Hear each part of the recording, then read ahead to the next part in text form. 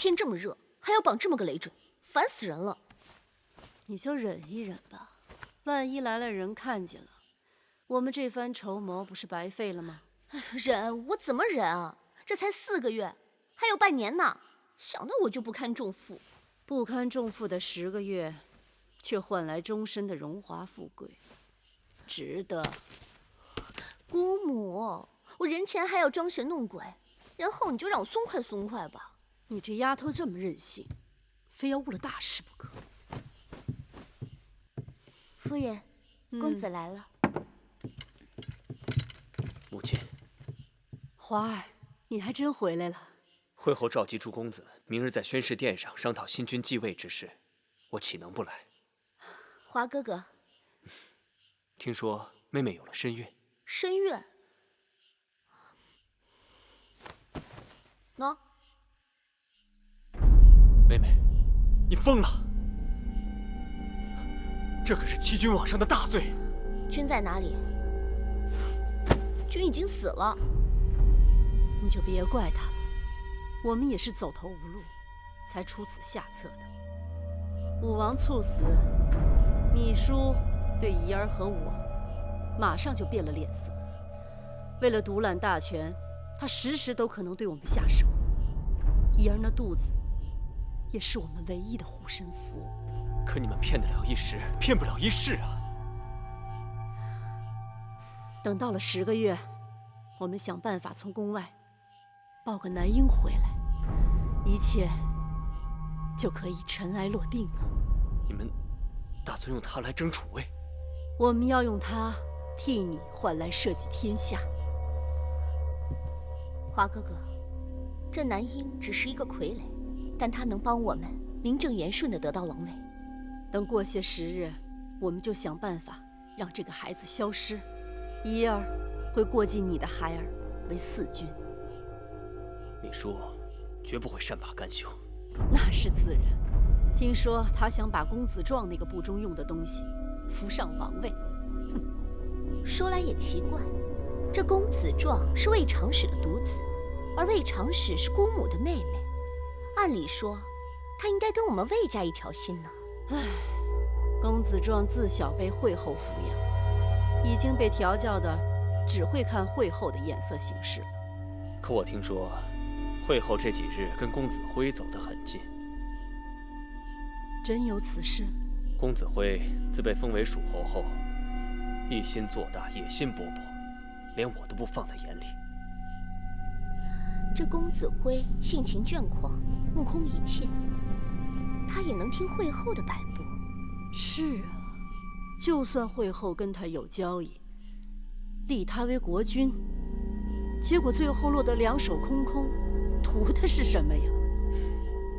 想也没有用。明日宣誓殿上，什么都清楚了。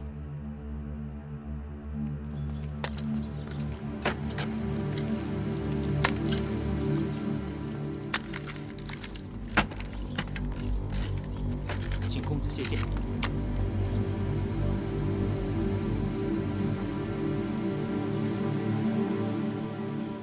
本公子只有在面见君王时才谢见，眼下君王何在？滚开！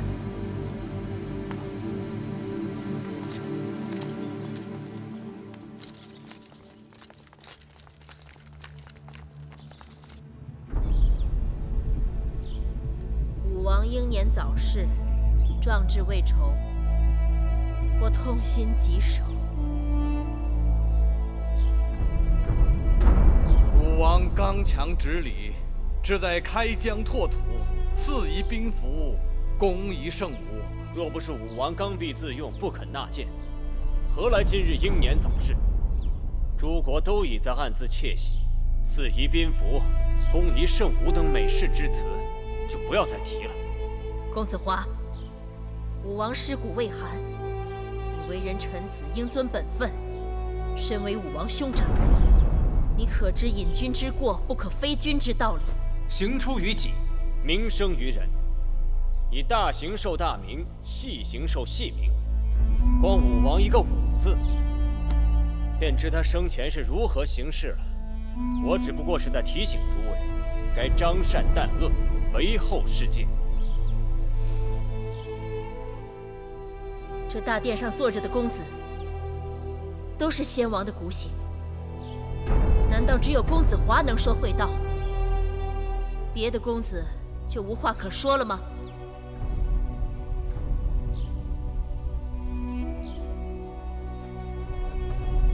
华哥哥，我说两句。华哥哥的见识未免偏颇了，那五字也有危强敌得、克定祸乱之意，明明是夸之多穷之物。创帝，不用遮遮掩掩。公子华，你太过分了。就算武王有所不是，但他仍是你的兄弟，是我大秦的先王。更何况这朝堂之上，皆是我秦国重臣。有你这样说话的吗？你是何人啊？哦，原来是小小属侯，一无公标青史，二无积德累善，你算老几啊？你再说一遍！再说一遍又如何？哎，今日请诸位公子在朝堂议事，是为了社稷国本，不可意气用事，因小失大。好了，你们都是兄弟，不要为了小事伤了骨肉情感。这几日暑气重，我亲自酿了一些蜂蜜酒，用冰镇好了，放在大家眼前。来，都尝尝吧。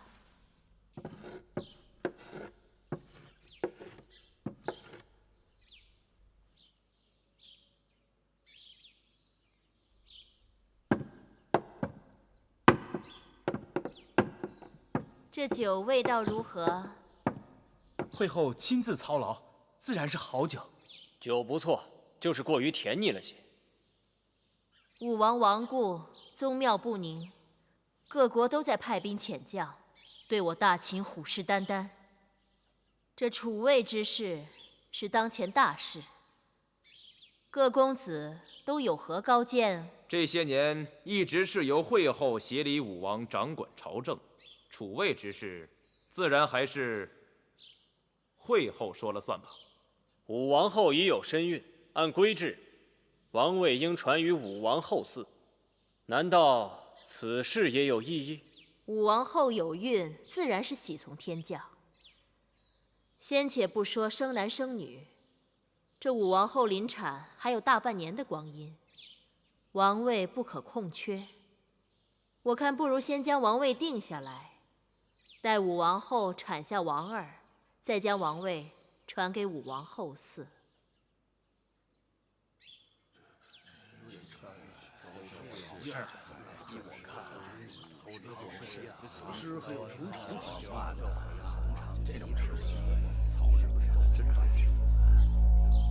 此事还需慢慢商议，不急在一时。来来来，去火气。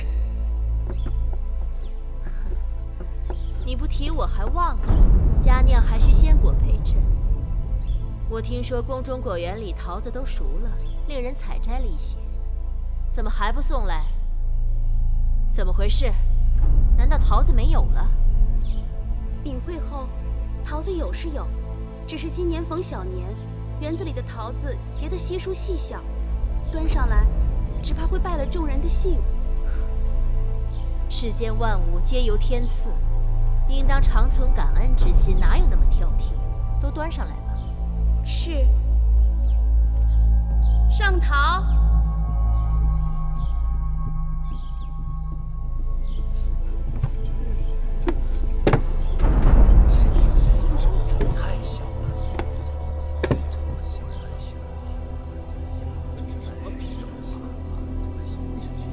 这果子看着是小了一些。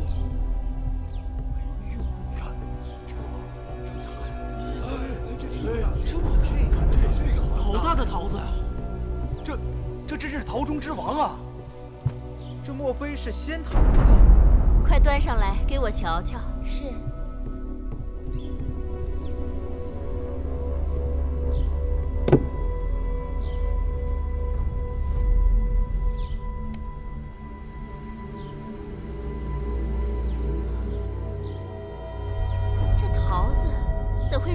同。禀会后，这3只桃子在果园里的确生得古怪，就是遇上丰年，也难得见如此奇异的果实啊！天意，真是天意。天有异象，必是吉兆啊！楚离子，你说呢？这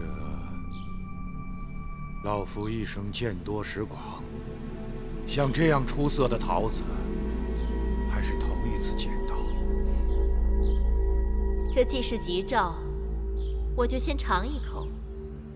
但愿它能够为我大秦带来些好彩头。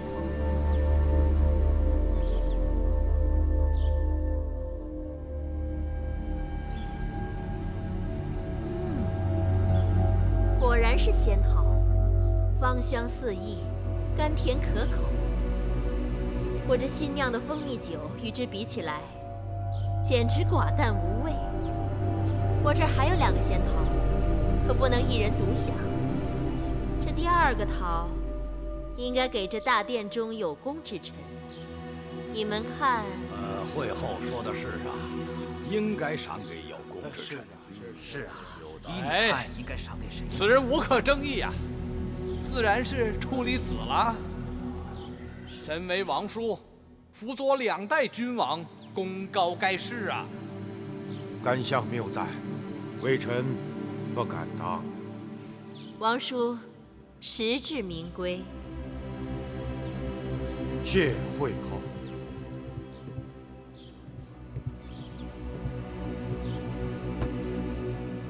国有国运，照理说这第3个桃，应该留给秦国的新国君。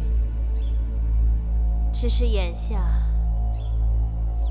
王位未定，我也不知道这桃应该赐给何人。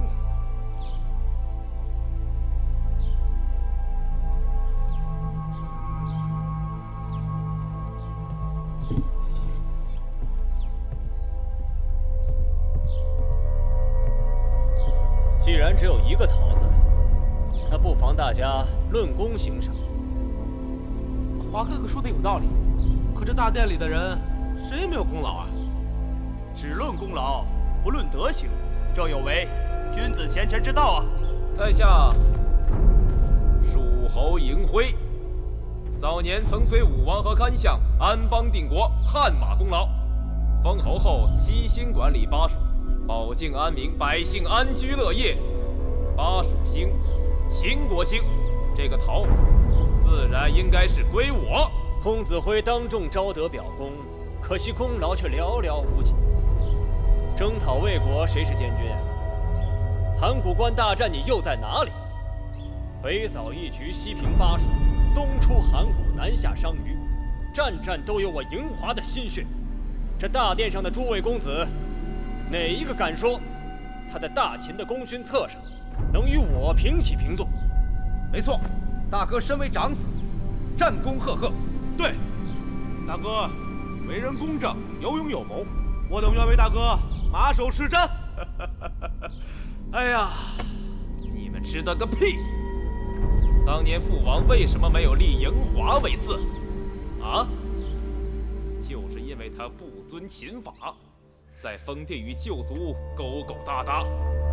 嬴华他有功，哼，无德。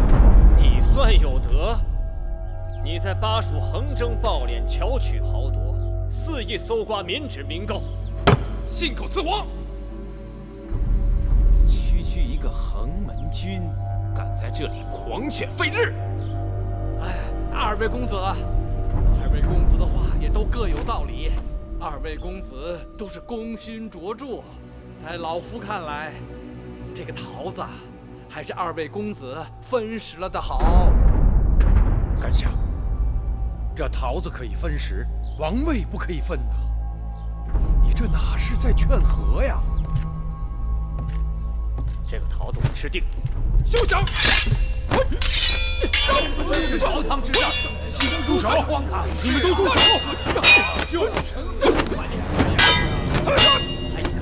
朝堂之上，刀不见，成何体统？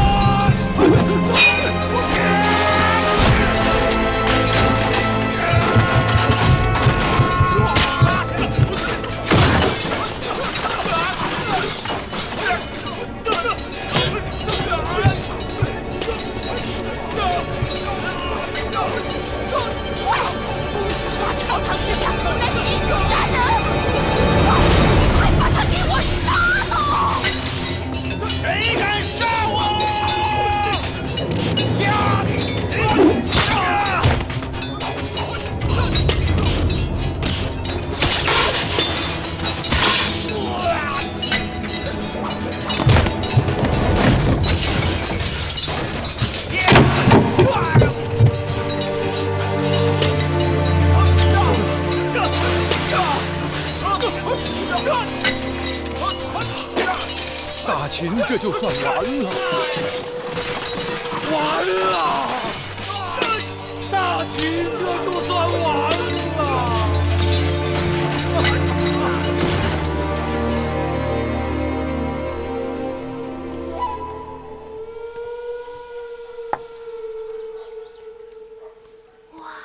甄嫂的手好巧啊！你们看这个布偶，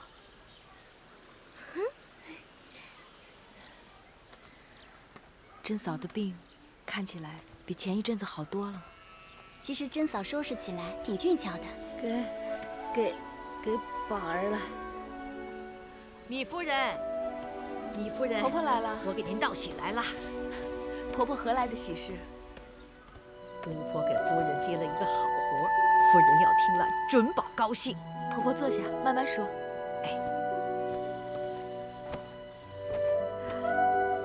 米夫人，你可还记得那个陶寅老爷？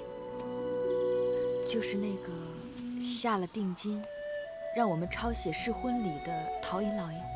就是他，他的儿子要和左大夫家结亲，即将请妻迎亲。陶寅夫人急着要做一件婚礼上穿的喜服，指定要夫人您的绣活。别提那个陶寅老爷了，他出尔反尔，把我们害得还不够苦啊！这回不同了，这回不同了。陶寅夫人千般万般的求我，一定要让我做这个中人。可继承城内手艺好的绣娘有的是，何苦定要我来做？夫人，你有所不知，这陶寅夫人呐，知道自己的夫君不是世家，所以格外要面子，挑剔的要命。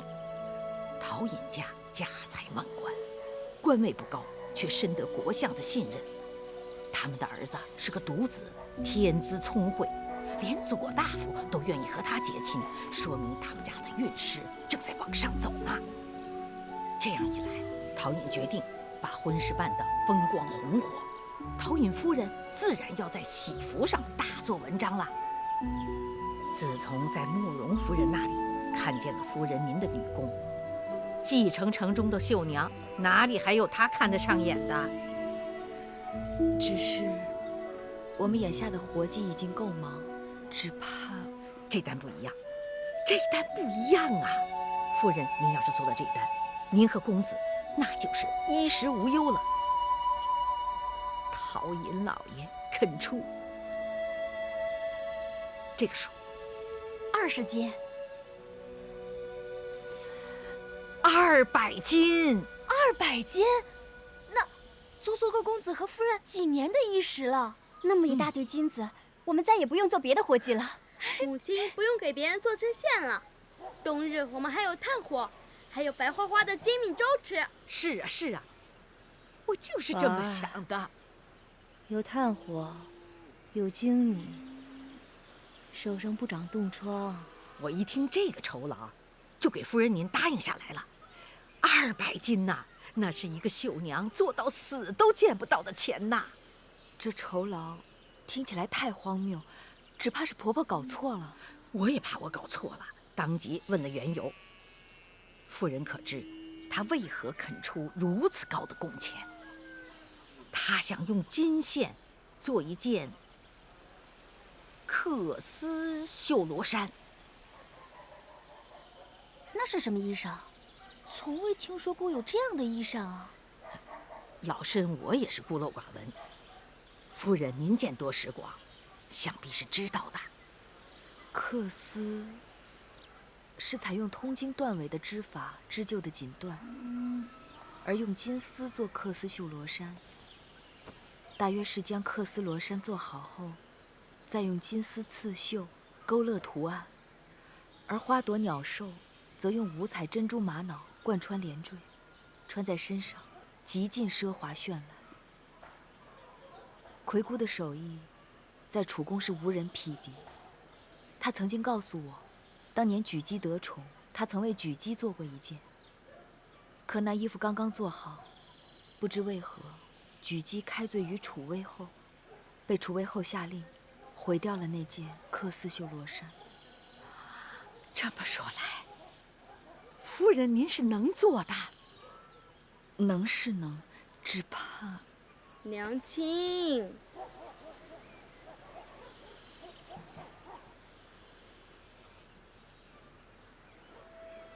那好吧。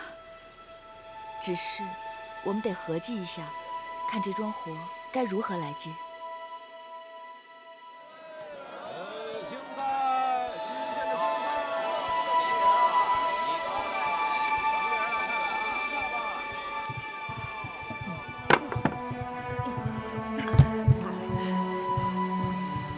柳姑姑来了，这地方太破烂了。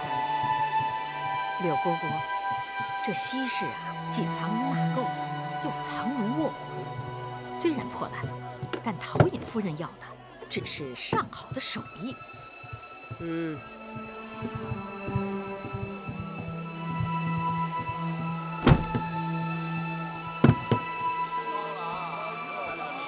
不拿着绣品干什么呀？采花名啊！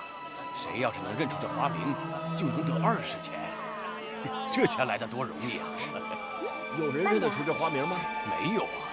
那这20钱得来也不容易，你说是不是？让下，可不是让下，让下。看这呆子做生意。你们在看什么呢？不知道。说猜出来能得20。为何说他是呆子啊？你看，他又不卖东西，只让猜这布上的花。还说啊，谁能说出这花的名字，给谁20文钱。是啊，这不是呆子吗？这不。那可有人猜出这上面的花名？没有，到现在也没有人认识。既然这花没人认得出，这不是故意刁难人吗？是不是？哎呦，瞧你们两个大男人，你们懂什么呀？这猜来猜去的，这不就是兰花吗？大嫂，您说的不对。我看呢，像金钟花。大爷，也不是金钟花。哎呀，不是，这怎么不是马是呢？鞭草。也不是。这钱不妨给我。公子。小公子，你要这钱，总得有点理由吧？因为我知道这花名。你说说。此物是叫杜若，楚国独有，是我母亲的心爱之物。小公子，你我确实有缘之人。你叫什么名字？我叫……我不告诉你。你不告诉我你叫什么名字，那我来猜猜。你姓嬴，铭记，社稷的稷。你是怎么知道的？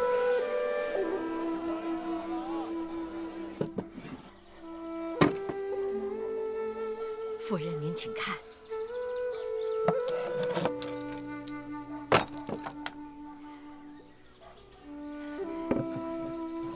您再看这个，这可是100斤呐！那柳姑是陶尹夫人的心腹，柳姑说了，陶尹夫人为了儿子的婚事不惜金银，所以那件缂丝绣罗衫拜托夫人啦。没了。这些还不够吗？他们为何只拿来了珠宝和金丝？这做衣服的缂丝锦缎，为何没有一同拿来？嗨，他们说了，今日来时匆忙，竟将喜服的料子忘于家中。明日我去陶尹府上取回来便是。夫人，您先忙着，老身告辞了。巫婆慢走。哎，告辞了。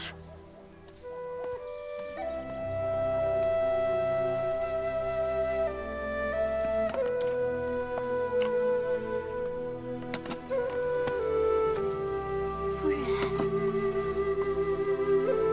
夫人有心事啊？我总觉得给陶尹夫人做喜服的事有些不妥。何处不妥？事情来得太突兀，好处来得太轻易。夫人的技艺世间无两，也许真的值这么些钱。况且这缂丝绣罗衫，除了夫人，又有谁敢接这活计啊？我打量了这匣子里的珍宝，照理讲，做一件缂丝绣罗衫，仅一般的珍珠玛瑙即可。可这匣子里还装了许多不相干的珍宝。或许是陶颖夫人想要将家财都镶嵌在喜服上，向世人证明自己富可敌国。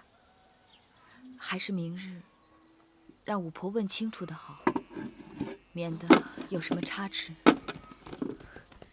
母亲，母亲，既然回来了，母亲，你猜，我在街头遇到了谁？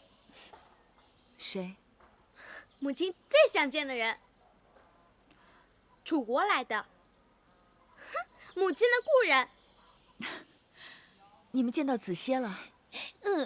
那个黄公子在街头用他买下的那块绣花的布料来寻找夫人，殷公子认出了上面绣的是杜若花，由此知道了各自的身份。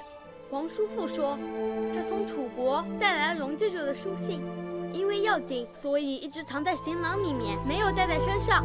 今日楚国那边又来了公文，所以黄叔父不得不赶回他的住所。但是他告诉我，明日午后他就来小院看望母亲。你黄叔父他可好？而且他很有趣。如何有趣？街头闲人都说他有点呆傻，但我知道他的确有趣，而且他很牵挂母亲。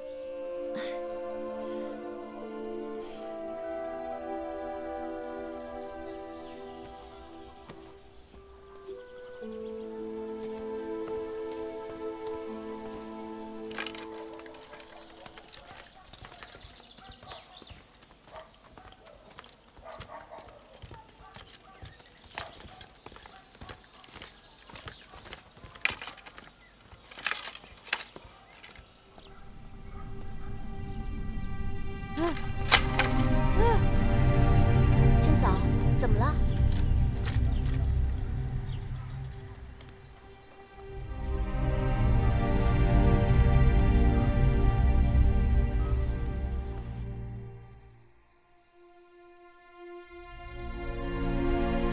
以后国相来了，请国相进来。是。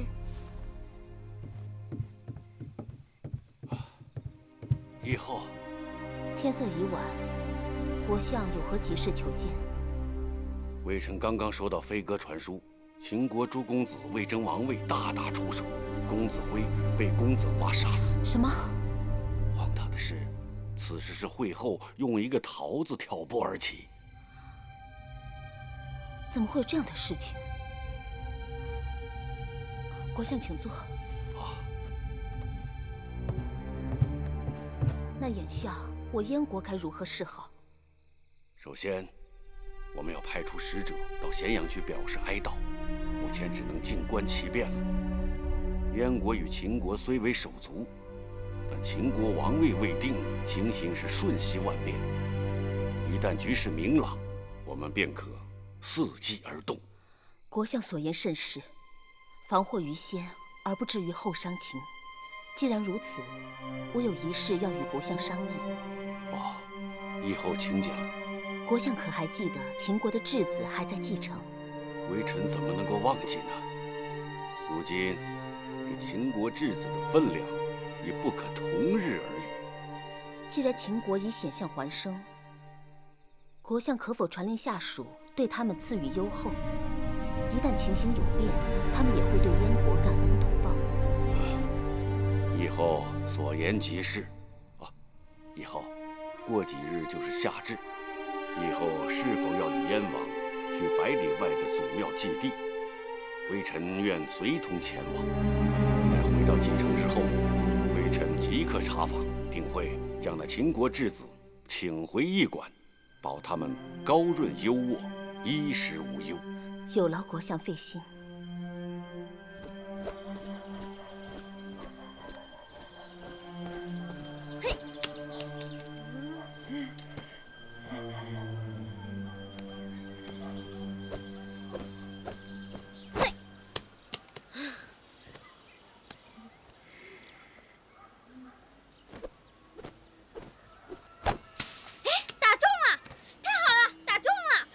婉儿真棒，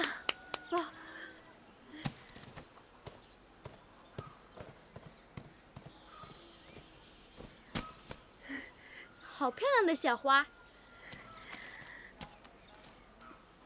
宝儿，吃鸡蛋。谢谢曾嫂。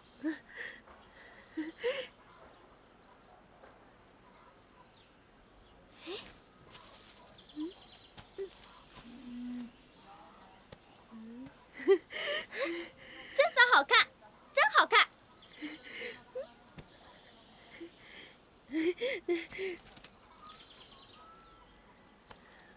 宝儿，谢谢曾嫂。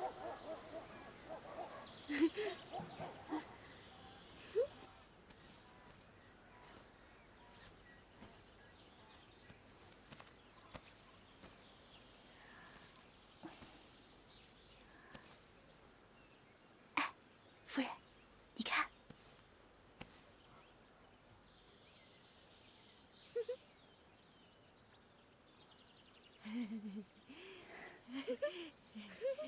乖孩子，宝儿。夫人这是怎么了？想快哭了吧？夫人喝口水。一些针线我们来做吧。你看，过几日，只要我们做好了陶颖夫人的喜服，就不用再整日为柴米而发愁了。哎，五婆不是说今日把陶颖的布料送来吗？这会儿了，怎么还没送来呀？五婆年纪大了，走路走慢些也是应当的。就是这儿，有人在吗？出来见我们右丞老爷。谁呀？就是这儿吗？林大人，就是这儿。那还不抓紧搜缴赃物，将人犯拿下？是。慢！你们是何人？怎敢私闯民宅？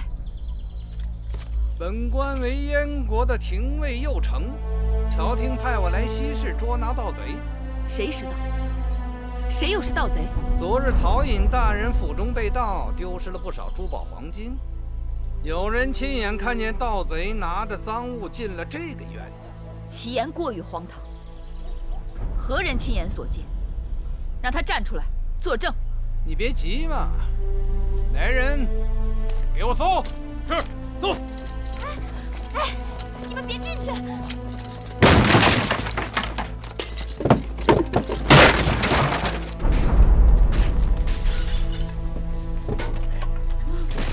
出事儿了？不知道啊。哎呀，这看来是事儿好麻烦了，要不然怎么会来这么多官兵？不会吧？这院子里边住的都是富人的小孩，这么多兵，对甄嫂人还糊涂着呢，也不会干出这等事情来。就是，这家人挺好的呀，不会干这种事儿的。拿出去！快点！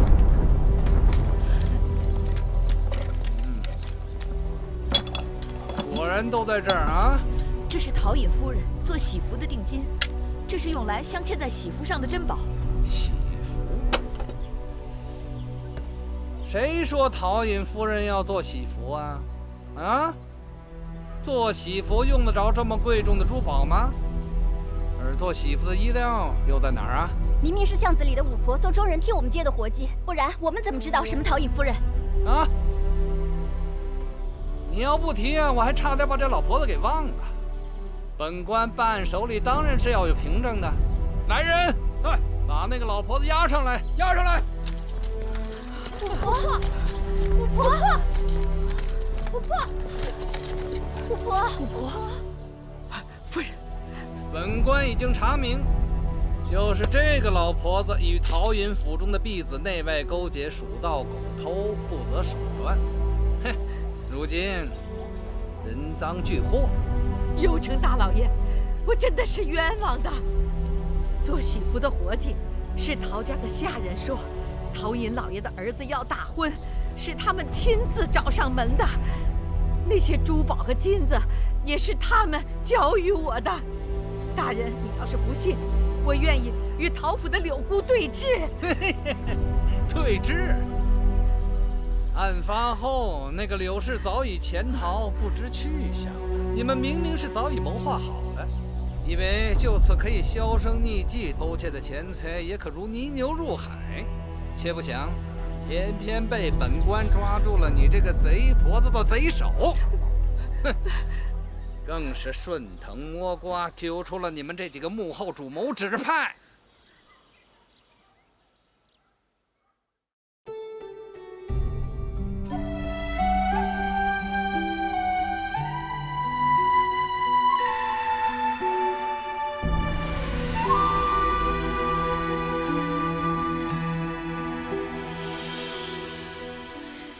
繁星如许，明月如初，前尘往事从何起数？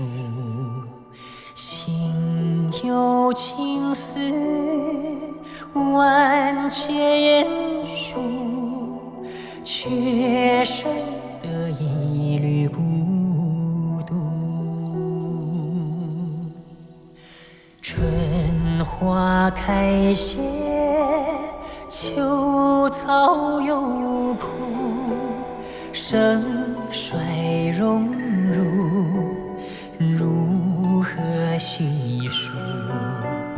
泥水暖，渭水寒，换不回一人如故。尝尽悲欢离合人间苦，却怎么咫尺天涯陌路？去心诉，是一度，去情再相负。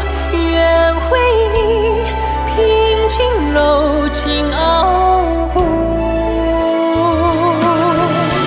望尽相思红颜凋零处。我只愿与你朝朝暮暮，爱如星，恨如骨，生死再相负。愿为你永生永世守护，愿为你永生永世守护。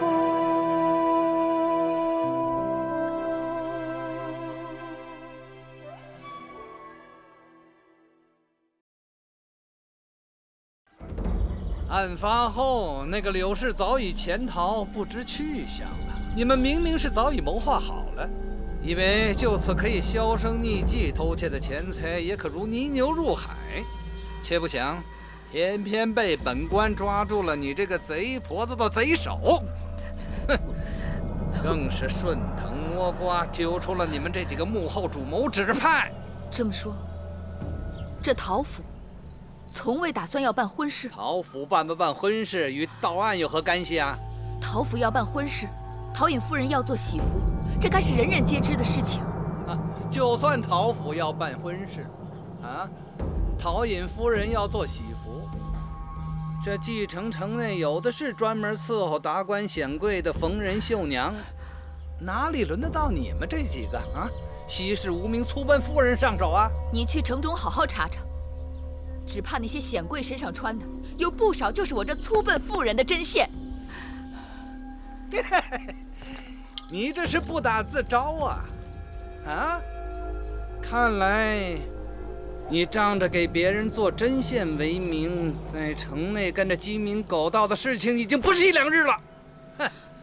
本官倒要好好的查一查，看看这蓟城城内到底有多少苦主招了你们的道。大人有所不知，我们来自秦国，这位公子是你们燕王的舅舅，义后的亲弟弟公子季。这位夫人是公子季的母亲，你们诬陷好人，这是对贵人大不敬。秦国的质子，哎呦，名头好大呀，吓死我了！你们若真是大王的至亲，又怎么会两手空空跑到这种贱者居住的西市来隐姓埋名啊？你若不信，可以找你们国相郭伟查证。你这个狡诈妇人，明知道我国相陪着大王和义后出宫了，你想借此机会拖延时间，好趁机逃脱是吧？哼，你们可真是机关算尽啊！来人，把他们都带下去。是。大胆！走。你身为主管刑狱之官，吃着朝廷俸禄，怎可无凭无据胡乱抓人，乱施淫威？本官说要抓，便抓了，你又能怎样啊？哎呀，这些当官的都不是什么好东西，怎么是专门啊欺负妇孺弱小。就是啊，既然你们都是秦国来的，就应该知道你们的商鞅之法，主张王子犯法与庶民同罪。本官更要对你们进行依法严查，都给我押走！本官还要沿街鸣锣示众，让满城的百姓都来好好看一看你们这些秦国来的大盗是何等的嘴脸！来人，在，押下去！是，住手！子歇，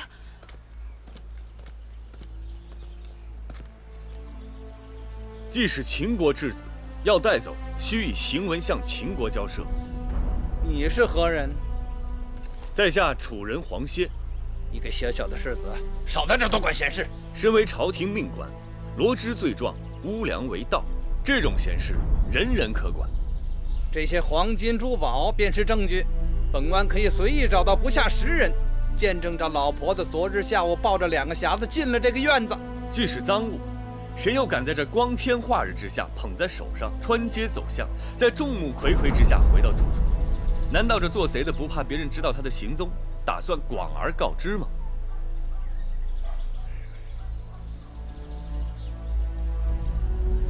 本官还有其他证据，那就把证据拿出来看看。你们刚才可否搜到了别的赃物啊？屋内还有一件貂皮衣裳，还不快去拿来！是。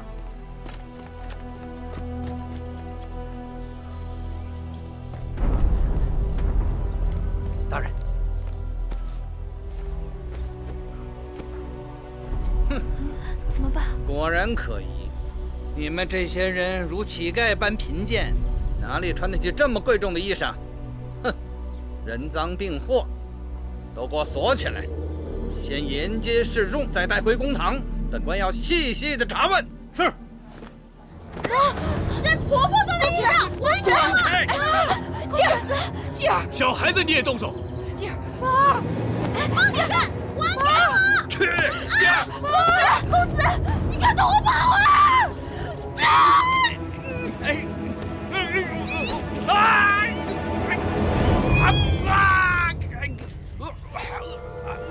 滚开！知嫂，知嫂，知嫂，知嫂，知嫂，知嫂，知嫂，知嫂，谁再敢乱动，就如同这贱妇一样，查无数！哼！都怪我！大人，完了！让人杀！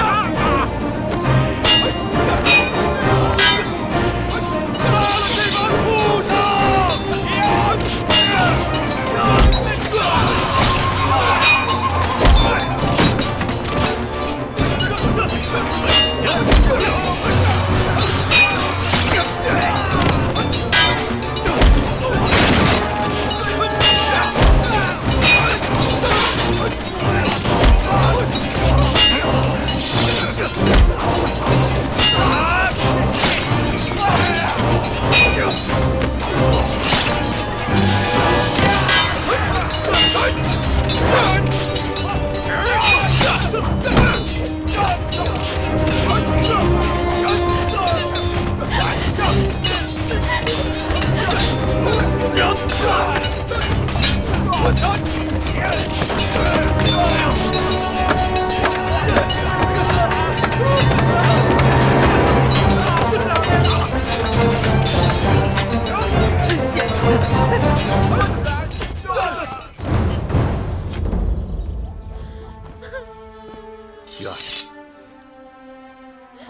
咱们杀了廷尉右丞，在这继承也算是捅破了天。我看此地不宜久留，天黑之前咱们必须出城。芈月公主，别来无恙。义渠君，你是怎么突然到了燕国？我听说你在燕国受人欺辱，我就立刻带着兄弟们过来了。没想到来晚了，让你受惊了。义渠君豪侠仗义，扶危救困。今日若没有你们相助，我等定会身陷桎梏，备受凌辱。你我之间用不着客套。义渠君急公好义，请受皇歇一拜。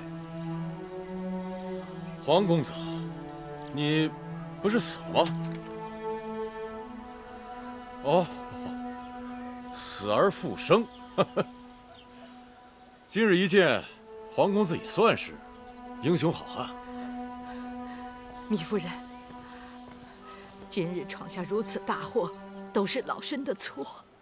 婆婆不要责怪自己。那些贼人一心害人，剑却张罗。婆婆心善，免不了会中了他们的奸计。眼下朝廷马上会派人追捕我们，婆婆只好随我们一起出城，那才是上策。糜夫人，你们还是赶紧逃命吧。我在乡下有亲戚，我可以去躲一躲。就是甄嫂太可怜了。甄嫂，你醒醒！甄嫂，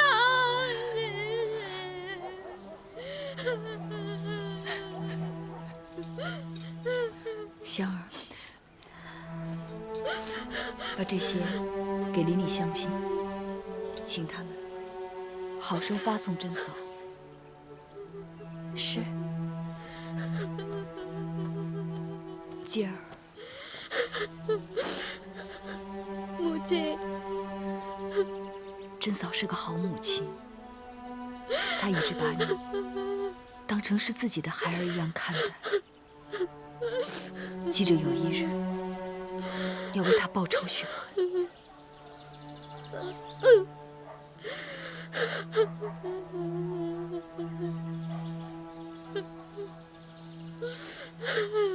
真是废物！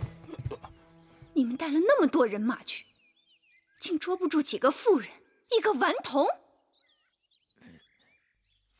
夫人应该知道，西市乃乌合之众云集之地，闵夫人凶蛮，又有楚人黄歇帮阵，后来又跳出来许多胡人，所以我……怎么胡人会搅和进去？小人也觉得奇怪，但是听他们的口音，看他们的做派，确实是胡人，绝对不会错。好个芈月，竟敢勾结胡人，聚众滋事，擅杀朝廷命官，光这些罪状，足够他掉好几次脑袋的。原先只是按照夫人的计谋，给他们安一个鼠头狗刀的罪名，当众着实羞辱一番，然后再把他们收到狱中慢慢折磨。可是谁成想，人没抓到，倒是把廷尉右丞的性命给搭进去了。死得好，你们大人死得其所，他用性命成全了那个贱人。夫人的意思是？我一直想寻求个一刀致命的法子，收拾那个贱人，但国相爷手上不肯染血。这下好了，那贱人犯了燕国刑律，砍头都太轻了，理当车裂之刑处，还有凿顶、抽泪、刨落、挖心。夫人，芈月跟公子季在蓟城犯了事儿，杀了人，必定会尽快想办法逃出城外。夫人，要抢在他们前面啊！对，你们快去！国相爷不在，蓟城出了这等大案，通知守城官兵立即关闭城门，全城搜捕人犯。是。关城门，快！快！关城门！关城门！快！不许任何人进入！拉住他们！拉住他们！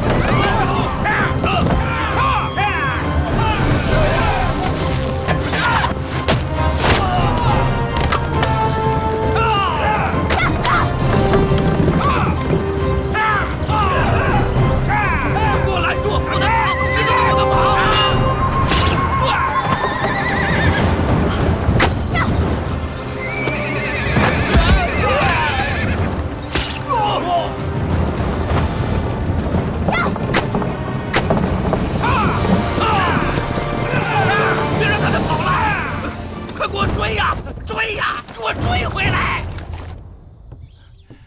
大人，国相府的一个侍女求见。哦，让她进来。是。国相夫人侍女灵儿，拜见苏先生。哦，你找我何事啊？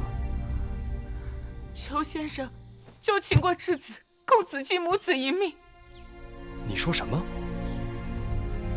公子季母子命在旦夕，灵儿知道先生豪侠仗义，曾对公子季母子雪中送炭。此事除了先生，灵儿无人可找。到底出了何事？有人诬告公子季母子偷盗，廷尉右丞带兵前去捉拿，与米夫人冲撞起来，两方兵刃相见，廷尉右丞糊里糊涂丢了性命。究竟是何人竟敢诬告秦国质子？是国相夫人。这未免也太荒唐了吧！国相夫人与米夫人是同父异母的姐妹，20多年恩怨纠缠。米夫人在燕国的种种困顿，都与国相夫人有关。那你为何不去找国相啊？国相陪着燕王义后出城了。事已至此，我又能如何？听说米夫人带着公子季已经逃出了蓟城，国相夫人私自拿了国相的令符，要调动军队全力追捕。国相夫人怎敢如此狂妄悖逆？她是不知道她自己的所作所为，不但坏了国相的大事，更是乱了燕国的朝政啊！所以只求先生赶紧想办法。来人，大人，立即备马，我要出城。是。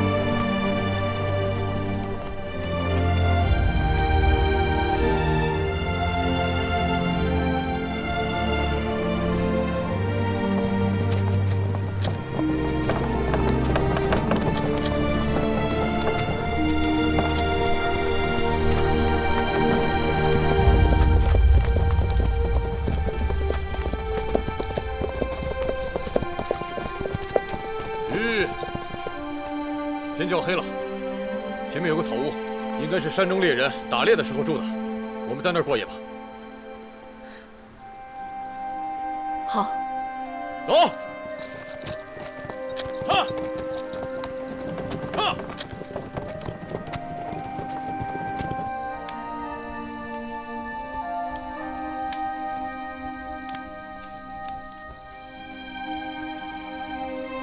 公子，吃吧，吃吧。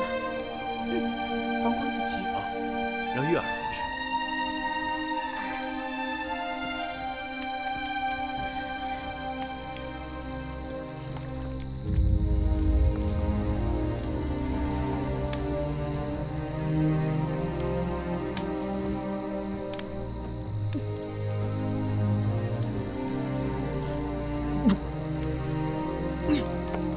喝口水，喝水。这样。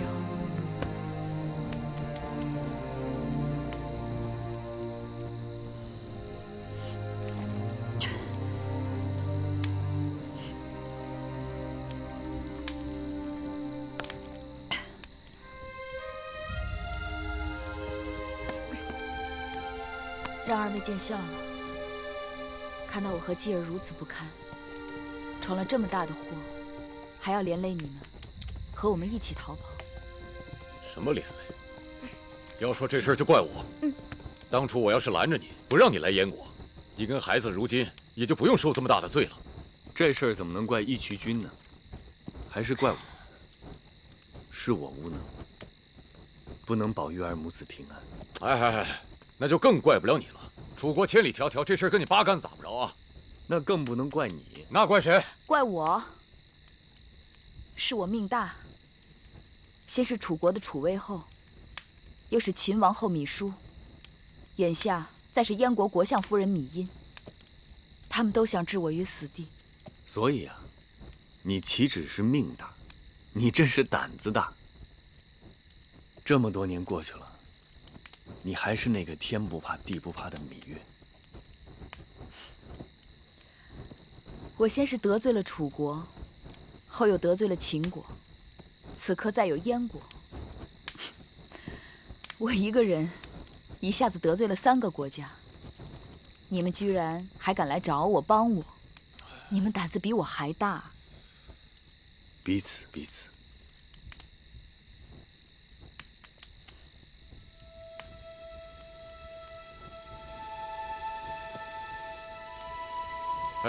哎，别光你们俩看来看去的，也看看我呀。行，看你。母亲不用怕，就算有一日继儿和母亲把天下诸国都得罪了，那又能怎么样？果然，这里还有一个比我们胆子更大的。公子这不是胆子，这是抱负。假以时日，公子若有贤臣辅助，定能实现雄心壮志。是啊，继儿需要像张子和子歇这样的人才辅助才行。小子，你想得天下是吧？那得兵戈相向，兵戎相见。你得亲自带兵上战场去杀敌。像那种蜜里调油、光凭一张嘴的人，成不了大事。记住了啊！好了，时候不早了，继儿去睡觉吧。我还不想睡觉。听话，娘亲陪你去。走。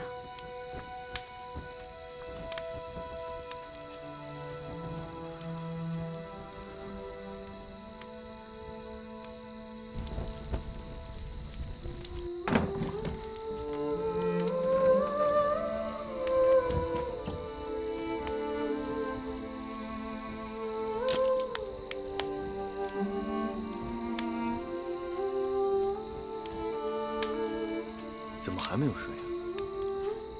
我睡不着。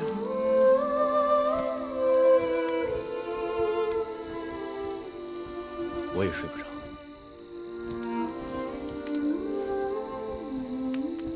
你可能还没有听说，张仪死了。张子死了？怎么死的？他离开秦国回到魏国以后，不久就病逝了。这次见你，曾好几次想告诉你，可我想到你们情谊深厚。张子是魏国人，他从来不与外人提及此事。但我想，他心中是惦记家乡的。如此，好歹他能回到自己的家乡，永远不离开。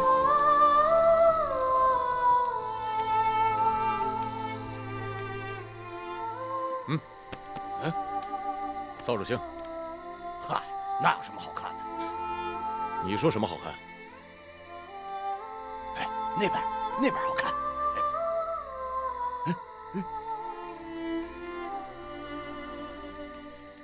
那有什么好看的？切！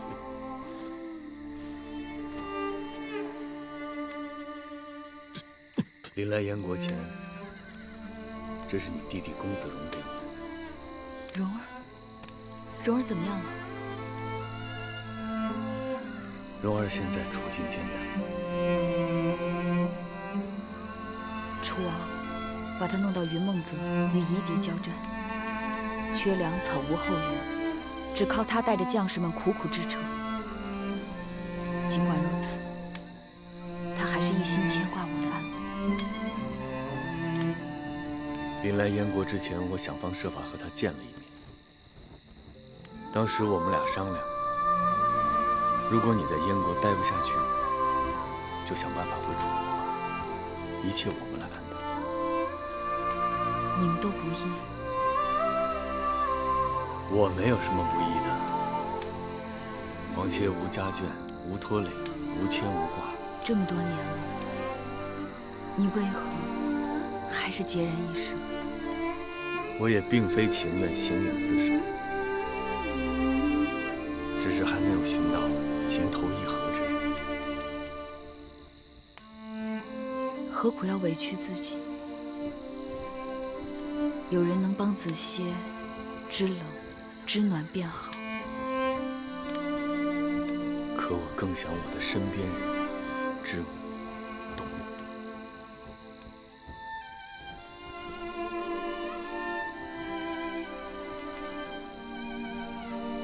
是月儿夫你。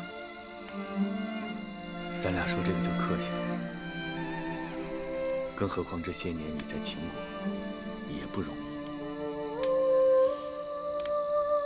秦王嬴驷，他对我很好。秦王盖世英雄，识得你，珍惜你。秦王高识远见，对芈月有知遇之恩。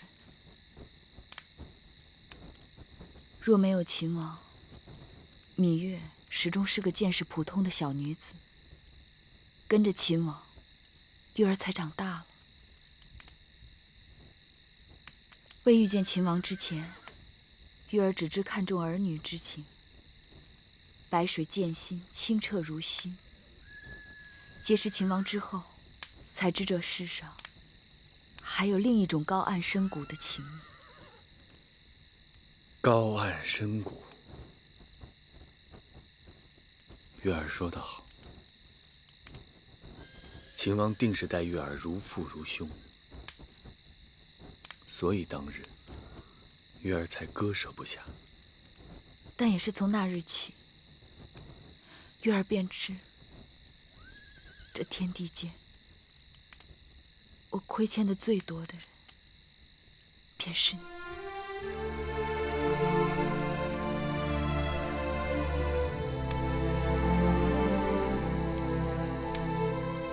我希望月儿把秦国当成前生前世，从今往后，你是否愿意跟着我，重新再活一次？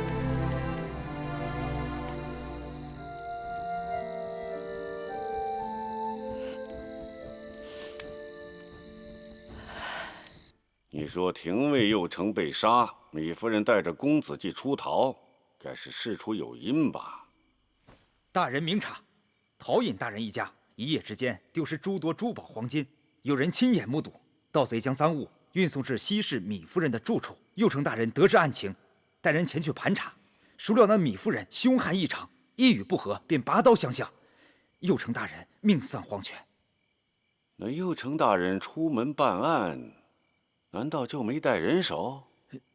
带是带了，一些兵士，数名官吏，但是抵不过芈夫人人多势众。人多势众？据老夫所知，那芈夫人已落得一贫如洗的地步，除了身边的2个女婢，并无他人跟随。怎么，她突然发了横财，在西市招兵买马，一呼百应了？对了，对峙期间，那楚人黄歇赶到，后来还有西市的游侠剑客趁机滋事，还有不知道从哪儿冒出来的一些胡人，大开杀。哎，好了好了，老夫都明白了。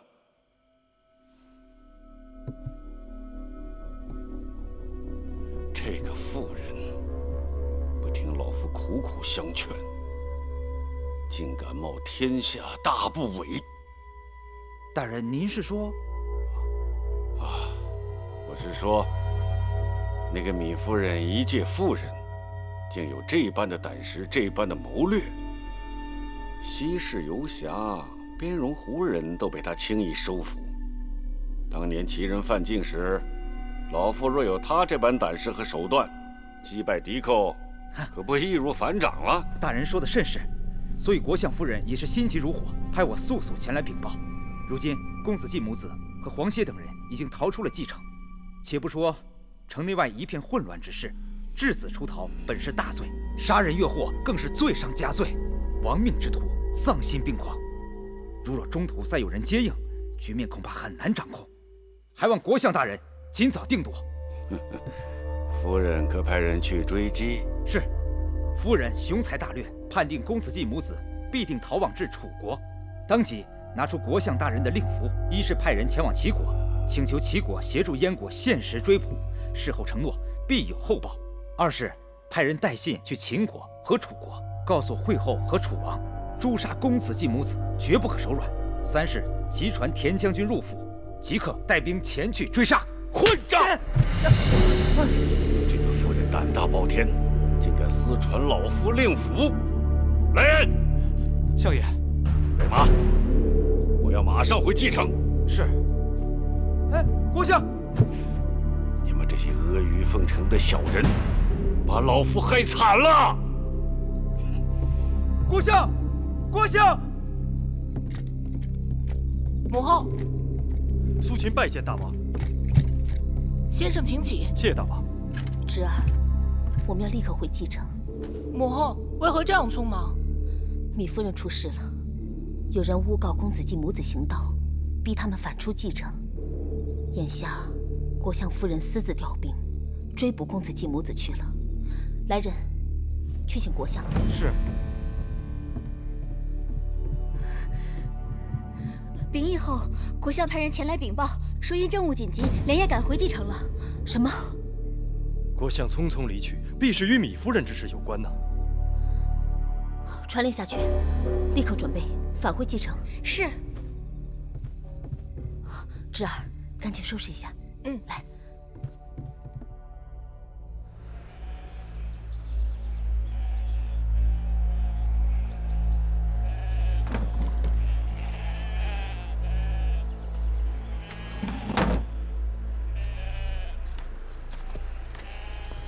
义渠君，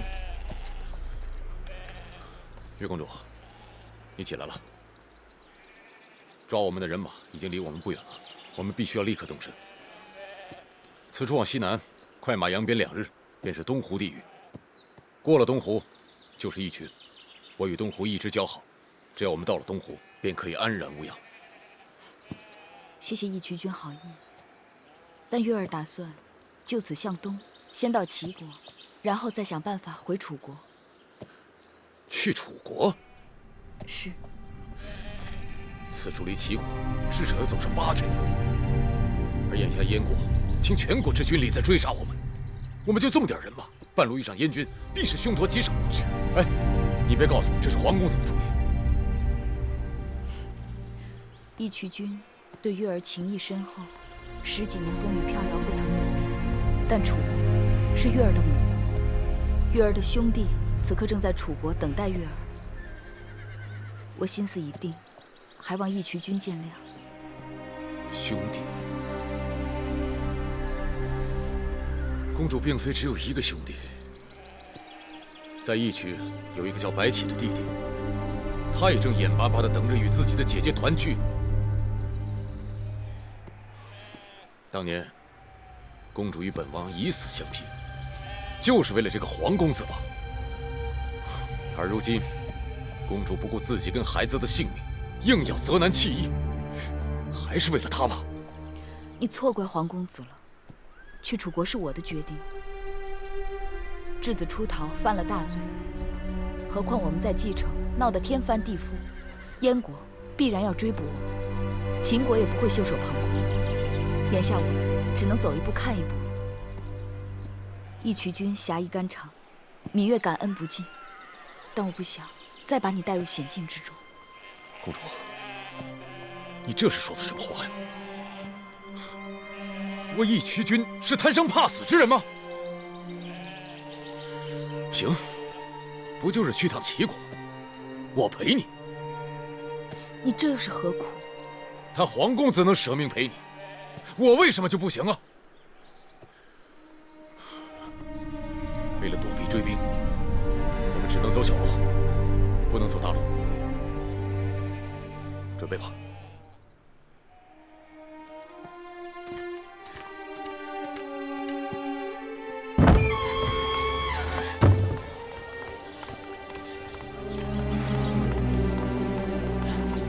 相爷，夫人呢？哎，夫人出门了。出门了？这么早？她去哪儿了？据说是带人出城捉拿什么逃犯。她还亲自出马了。夫人是巾帼英雄啊！这个妇人疯了，简直无药可救。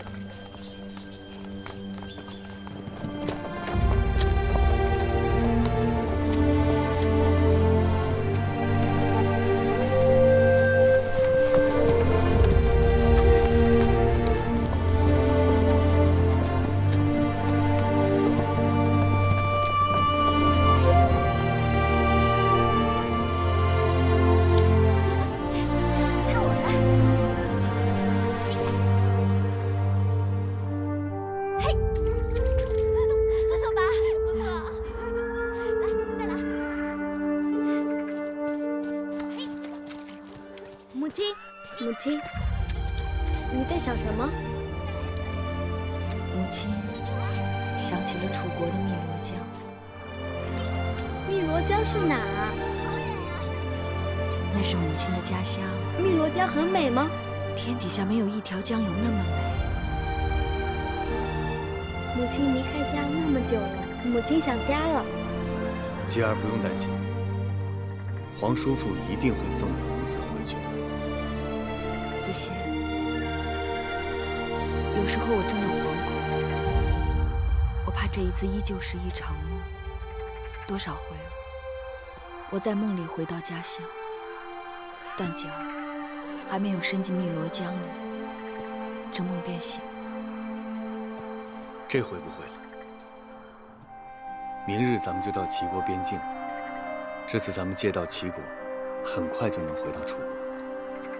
咱们一定要一起去看屈夫子，一起去汨罗江泛舟。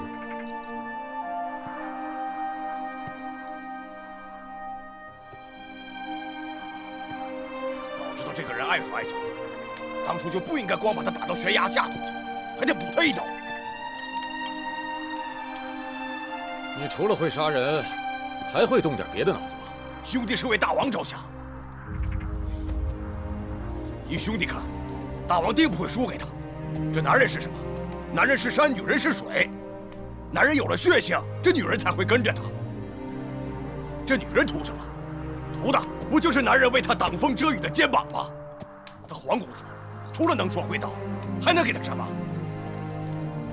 昨日在白桦林遭遇燕国追兵，若不是大王和兄弟们舍命断后，岳公主他们哪能轻易脱身？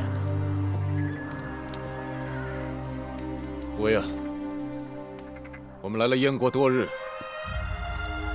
也不知道白起那边怎么样了。派个人去他那儿探探消息。是。来。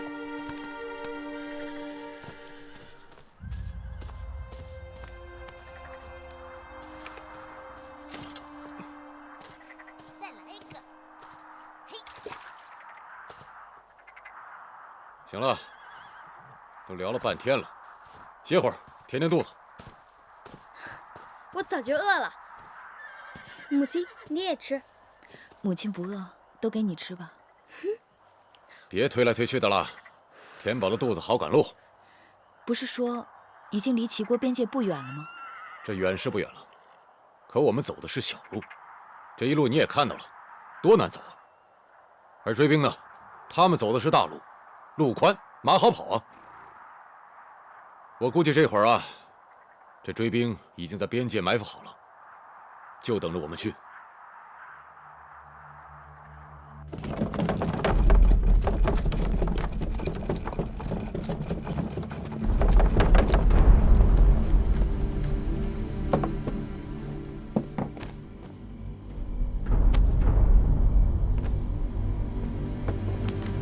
夫人，找到秦国逃犯的行踪没有？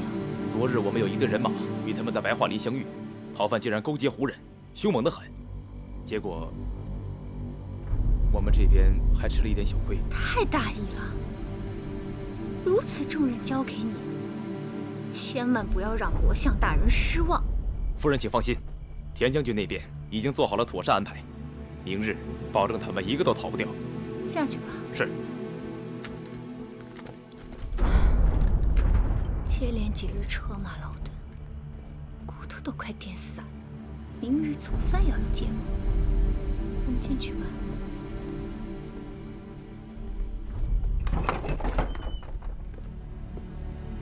身为国相夫人，竟然让我住这么……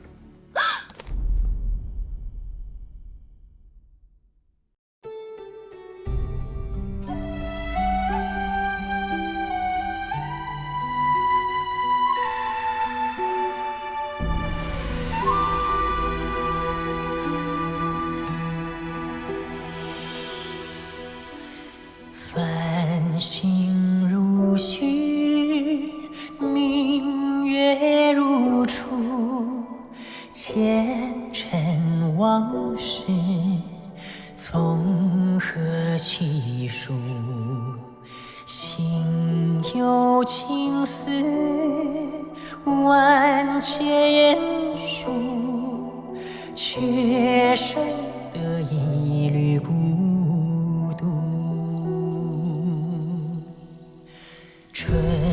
花开谢，秋草又枯，盛衰荣辱，如何细数？泥水暖，渭水寒，换不回一人入。尝尽悲欢离合人间苦，却怎么咫尺天涯陌路？去心诉是一度，去情再相负。愿为你平静柔情傲骨。望尽相思红颜凋零处，我只愿与你朝朝暮暮，爱如心，恨如骨，生死再相负。愿为你永生永世守护。愿为你永生永世守护。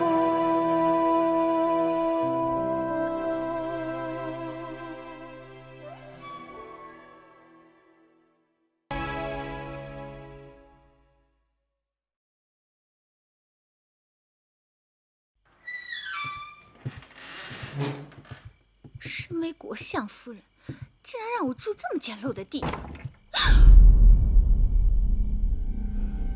夫人辛苦，老夫在此恭候多时了。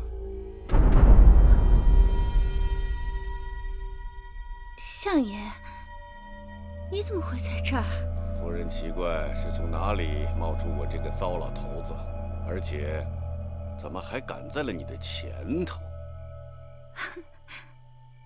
夫君真会打趣。我和你一样车马劳顿，只不过我这把老骨头比你结实，每日可以多跑几十里路。灵儿，没看到相爷都累坏了，还不快去备饭烹茶？是。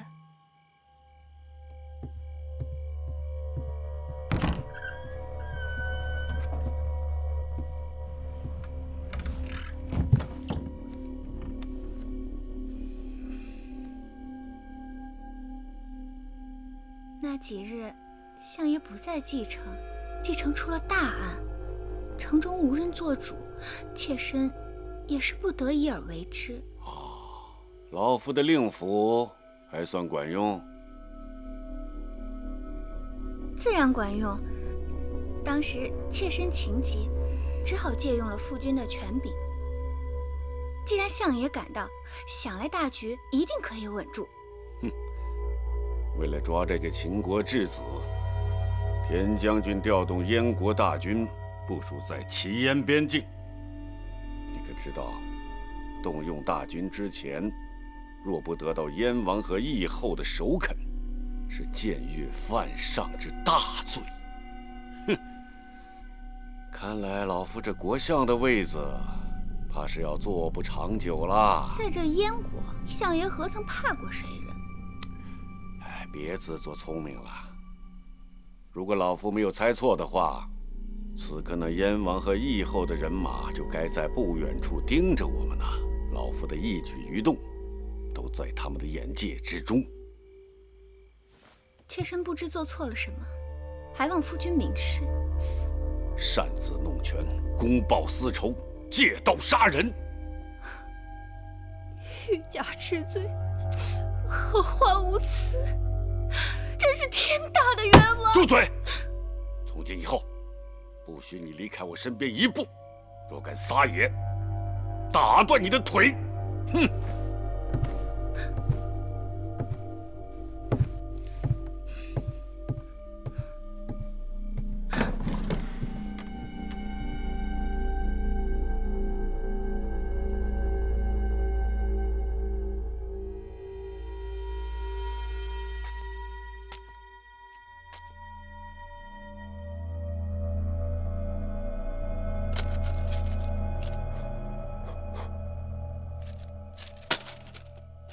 吴邪啊，把这封信给田将军送去，事情重大，不得耽误。是。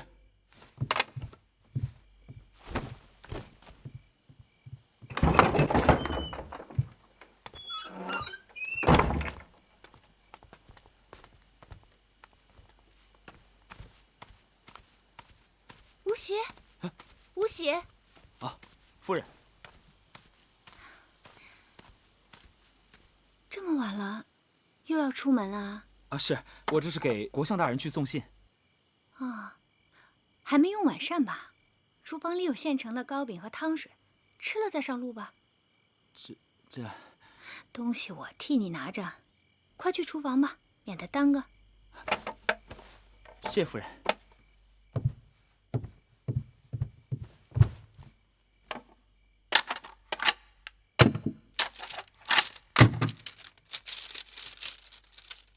秦质子一事干系重大，望将军确保质子毛发无损，以上请托，多劳费心。毛发无损，哼！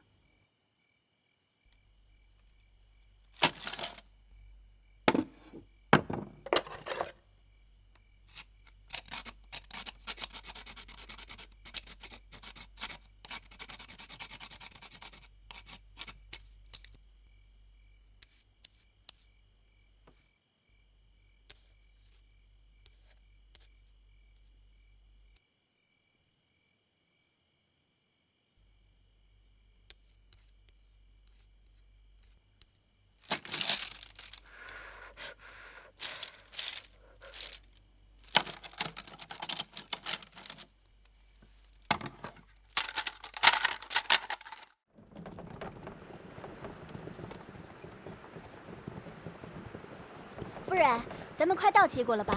快了，过了前面那道山梁就到了。可算要到了，到了齐国就好了，到了齐国就没人敢欺负咱们了。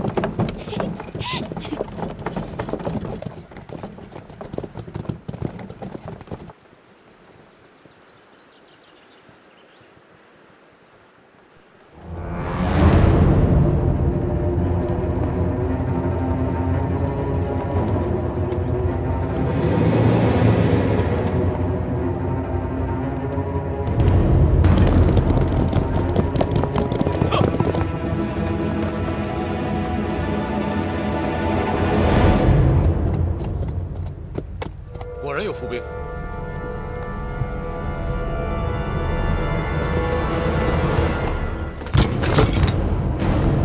他们已经早有准备。香儿，把缰绳给我。我们怎么办？鱼死网破！鱼死网破！人呢？前面好像有人过来。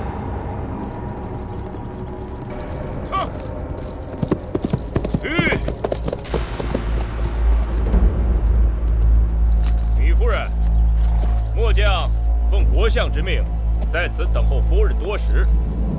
夫人和公子季是秦国派到我们燕国的贵人，燕国若有怠慢之处，还望海涵。即使有意离开燕国，也该与国相打声招呼，免得双方猜疑，平偏误会。国相攀援扣马，让我传句话，望能挽留夫人一程。芈月感激国相盛情，无奈身处困境，别无选择，还望将军行个方便，让我们母子有条生路。来日芈月恩有重报。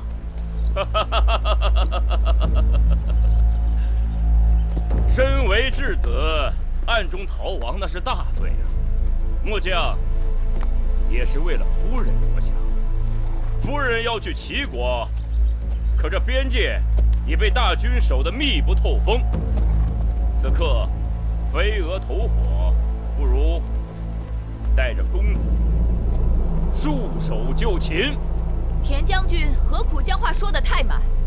那芈月只好敬谢不敏。义渠君，看你的了。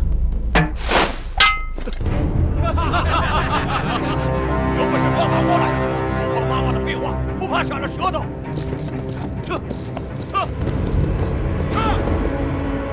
岳公主，看来只能跟他们来硬的了。这样，我带人打前阵，杀出一条路来。皇公子跟岳公主的马车在中间补位，你断后，冲过去再说。是。我们是秦国质子，继而是义后的弟弟，他们对我们下手会有所顾忌，还是让我的车马冲在前头。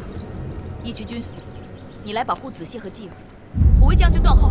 远不可，刀剑武器，他们若是伤了你，他们若伤了我，你更要保证，不能让他们伤到继。母亲，好了，岳公主说的有道理，就按岳公主说的做。我跟岳公主打前阵，其他人跟在我们后面，将不左。就照义渠君说的做。子燮，拜托了。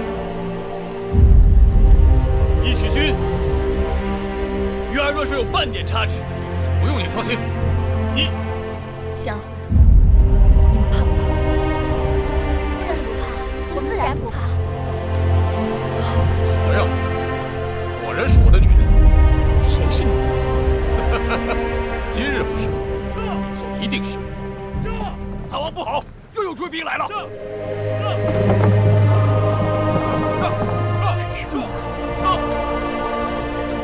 追上了，追上了！他们就在前面不远处，已经追上了。太好了，你看你还能往哪儿跑？好了，这下连退路都没了。义渠君，后不后悔跟我趟这趟浑水？为了你，我死而无憾。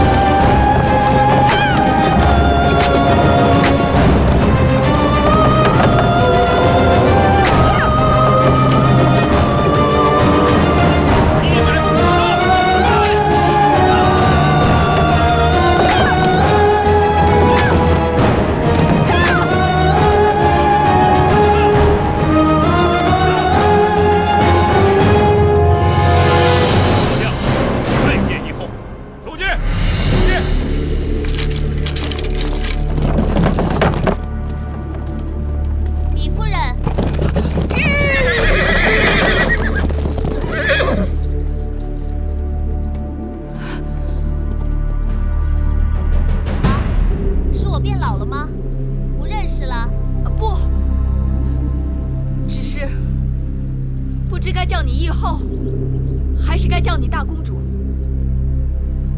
还是叫我大公主吧。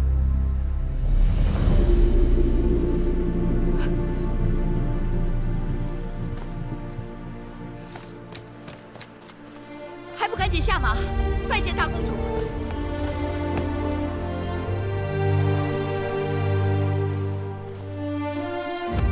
义后，继儿拜见大姐姐。都是一家人，没有那么多礼数。主人皇歇拜见义后。皇公子人中龙凤，果然名不虚传。快起来！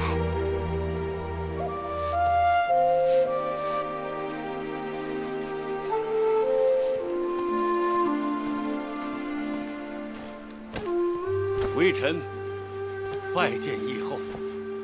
国相免礼。臣有罪，罪不可恕。幸亏你昨日连夜派人送信，让我知晓内情，难得国相费心。李夫人福慧双修啊，虽然遇险，却大难不死，否则郭某百死莫赎啊！快起来吧。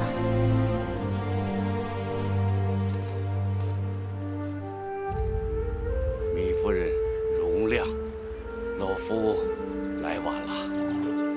老夫及身边人对贵人多有怠慢，实该肉袒夫妇，向夫人请罪啊！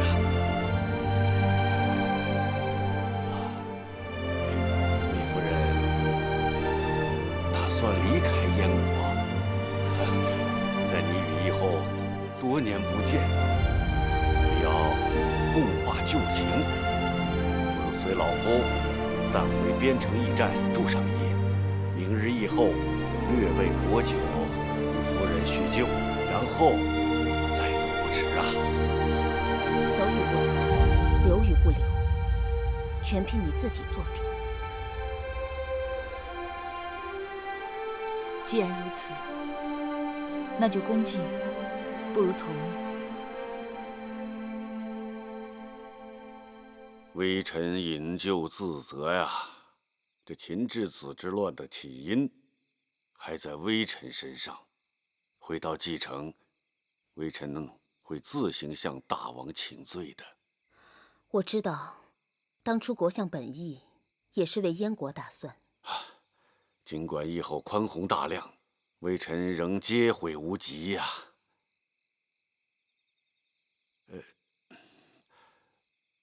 此事证明微臣才识有限，思前想后，恳请义后准许臣将相位举能让贤。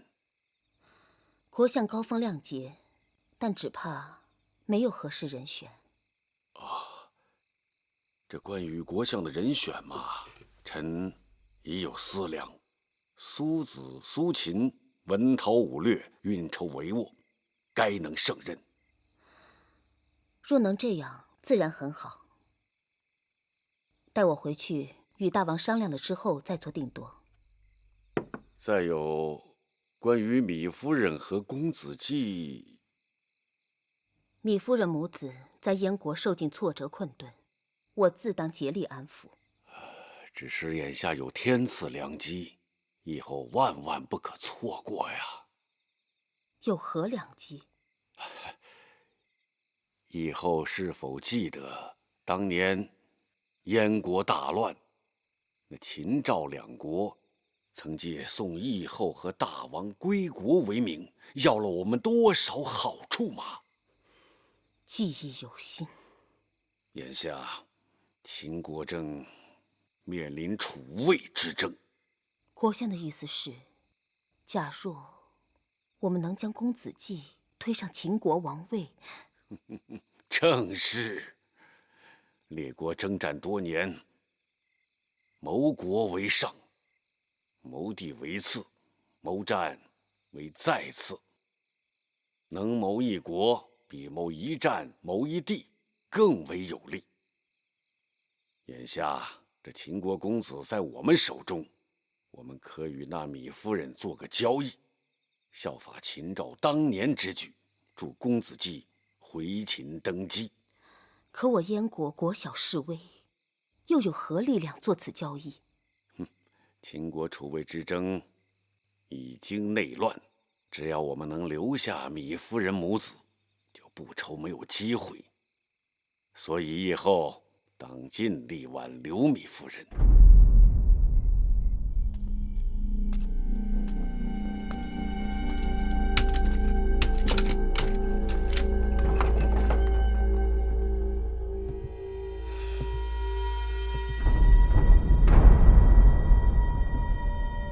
夫人，谁是你夫人？老夫心里有数啊。我若做着国相1天，你便是我夫人；我若不是国相，那可就难说了。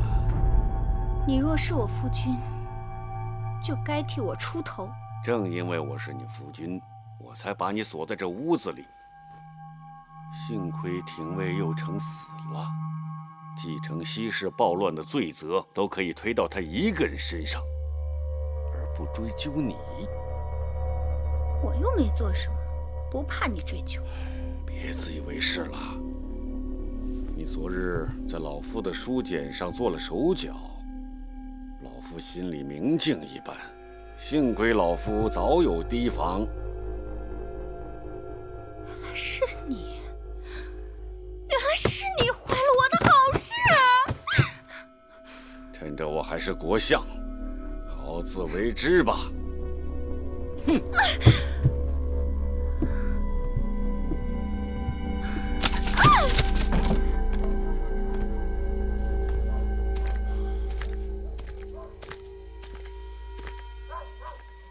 黄公子，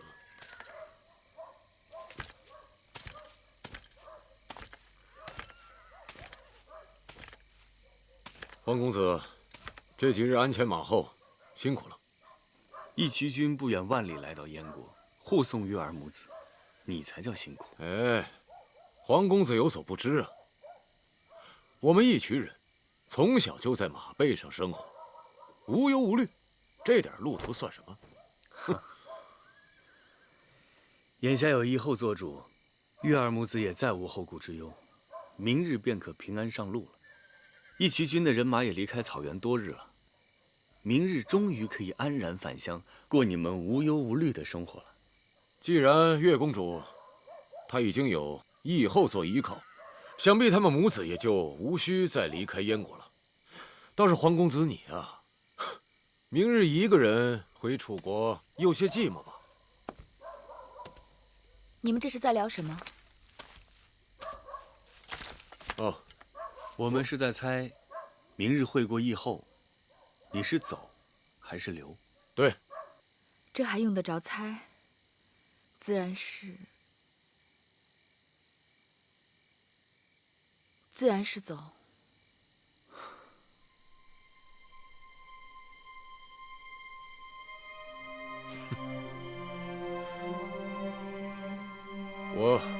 我去喂马了。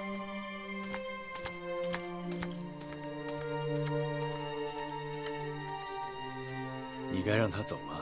他是个聪明人，该走的时候，他自己会走。傻子都能看出来，他对你有意。那又如何？他都肯把性命给你，难道你一点都不动心吗？你又不是不知道，当年为了你，我曾想取他的性命。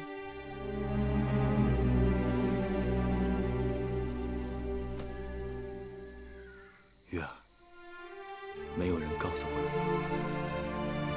这个世上有多少男人愿意为你而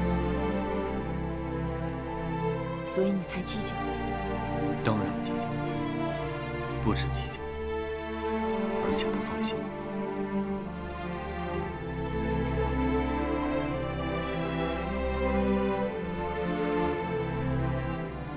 对了，秦王允当死了，我已经听说了。所以我猜想，明日会过以后，他们一定会想方设法挽留你和继儿。所以我才一定要走。人为刀俎，我为鱼肉，我不能让继儿和我成为别人算计的筹码，任凭宰割。玉儿说的对。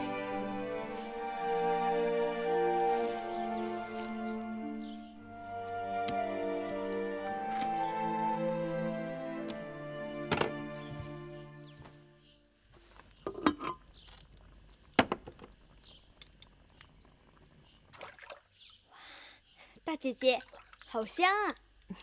这是川飞龙肉，据说只有辽东才有，别处难得一见。飞龙是什么东西？飞龙是一种珍稀的鸟禽，肉质滑嫩，味鲜醇，用它烹制汤水清澈，味极鲜美。这炎炎夏日吃一碗热的汤水，虽大汗淋漓，却能解暑降温，以热制热。继儿说的没错，以热制热也是养生之道。今日的厨人是我从当地请过来的，据说这飞龙非得如此清汤烫熟，否则便会失味。果然难得。前番你跟继儿在燕国受了很多苦，都怪我没能及时相助。昨日若无你及时赶到，哪能保我和继儿平安？但令人意外的是，郭国相也突然对我们母子改变了想法。但无论怎样，我都要谢你。你不知晓国相为人，他向来多变，只有对燕国利益权衡恒久不变。有些事情也不能全怪他。这么说，这次国相变了，也与燕国利益有关？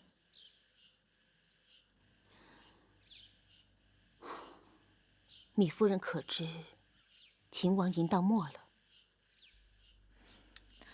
昨日听说了，堂堂一国之君亲自举鼎，他以为自己是天生神力，无所不能吗？这老鸭汤的料都备好了吗？拿点白菜来。在那边呢。照您的吩咐，老鸭已经洗净，莲藕和红枣也备上了。把那老鸭、莲藕和红枣同时下锅，小火要炖2个时辰。哦，拜知道了。见大人，请问大人有何吩咐？忙去吧。是。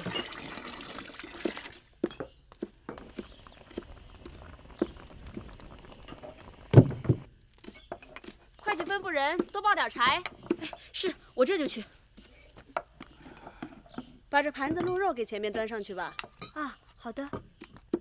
哎，看看锅里的肉糜熬烂了吗？早烂了，可以熄火了。哦，我先把那酸梅汤给贵人们送过去。大人，站住！你这碗里所盛何物？给义后和贵人熬制的酸梅汤。酸梅汤？啊，大人。你是本地人？奴婢是本地人。你的烹饪手艺肯定不坏呀。哦，奴婢家里头祖传秘制酸梅汤，这边的小城人人皆知。酸梅汤不过是用乌梅、山楂做原料，再加蜂蜜调味。哎，你的酸梅汤难道有何特殊之处啊？哦，奴婢的酸梅汤里啊，再加五味子、大枣、薄荷叶这些辅料，味道的确不一般。果然是秘制。想必这等手艺的报酬，价格不菲啊。官爷打趣，只是糊口罢了，哪里说得上不菲2字？你这话不真。你头上这只金簪子绝不是普通人家的物件，手工如此精致，看着像是宫里头的东西。那是奴婢婆婆给的，算不上稀罕玩意儿。官爷若无他事，奴婢暂且告退，前面还等着奴婢伺候。这盛夏之日，你这般辛苦，不如喝碗酸梅汤再走。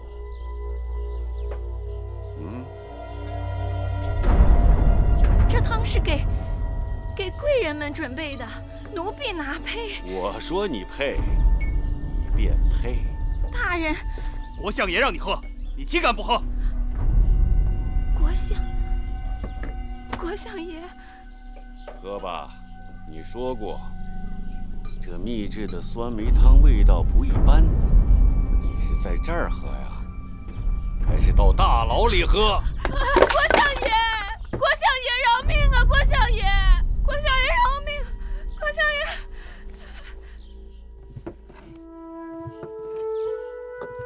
继儿吃饱了吗？我的肚子都快撑破了，好久没有吃这么好吃的饭食了。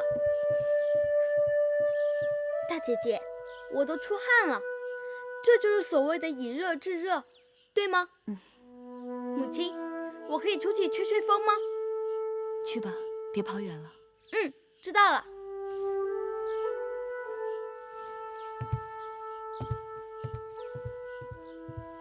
继儿明慧有王者之相，梦莹有负于你们母子。你有你的难处，何况当年是我先对不住你。苏秦已将事情原委告知于我，其实我不该怪你。过去之事不必再提了。那你眼下作何打算？我想取道齐国，再回楚国。你为何不回秦国？你知道原因。就算芈姝记恨你，可她唯一的骨肉也已经没了。眼下楚魏未定，而你还有继儿，你就有更大的胜算。在后宫，我见过多少人为了那个王位赴汤蹈火，奋不顾身。我不想让继儿在争斗中被碾杀。继儿聪颖好学，仁义又有才华，只要你肯，必然有人愿意帮衬。什么人能如此好心？比如诸国当中不乏有识之国君。天下没有白吃的膳食，诸国帮我，只怕都是为了讨要好处。我若应下来，也是割肉补疮吧。可继儿是王室儿女，命里就是要争的。那就等他长大了，有了去争的心性和实力。暂时不回去也好。如今淫荡已死，秦国诸公子争位，情形只怕比当年燕国更糟。想来会后芈姝此时在意的，一定是如何保住母后的位子，不会再有心为难于你。你不如先在燕国安顿下来，我让大王赐你们母子一块封地，你可把楚国、秦国的亲人都接过来。继儿还小，你可在燕国安心抚养他长大成人，招揽谋臣死士，以待将来，如何？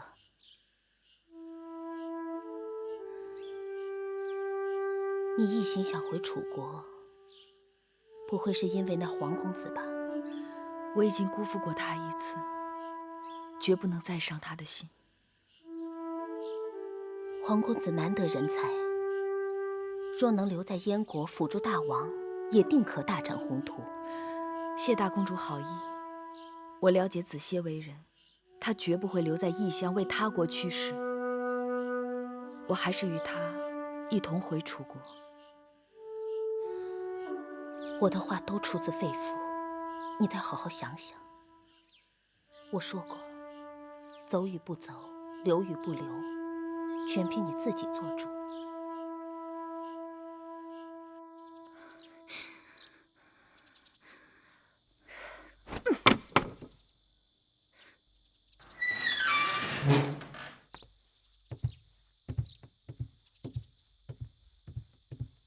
夫人，天气炎热，厨房给夫人送来了冰镇的酸梅汤，以解暑气。放在那儿吧。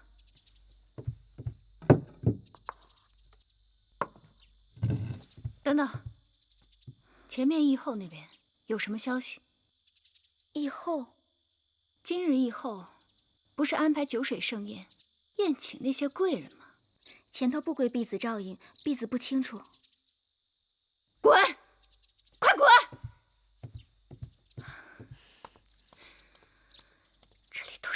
什么人？1万3不止。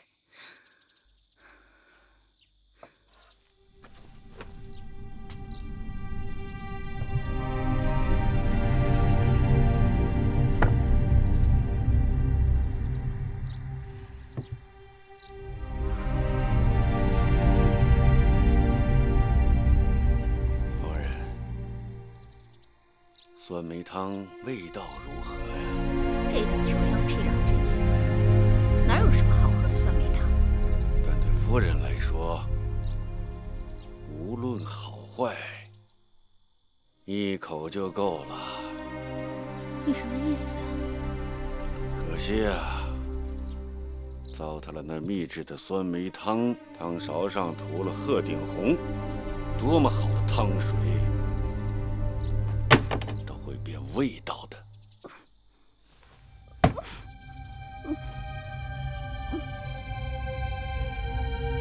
你这个老不死的，你竟敢毒害我！米音，你胆大妄为！你用那鹤顶红，不仅要害芈月母子，还要取义后的性命。我要是不下手，燕国就要毁在你的手里！你怎么知道有人出卖了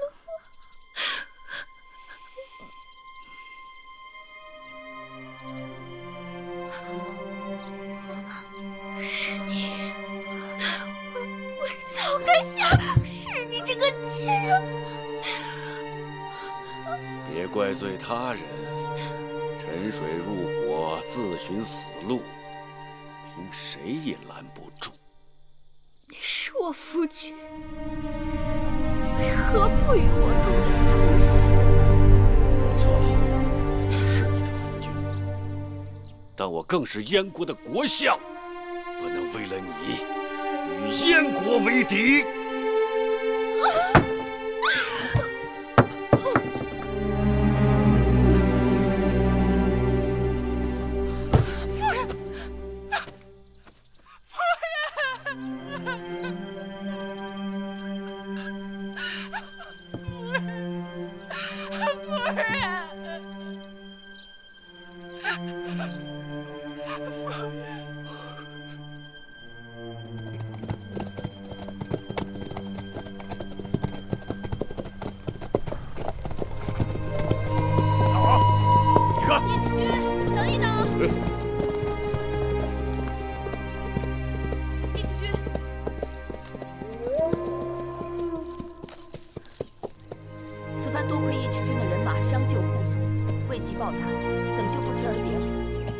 过2日你不也要走吗？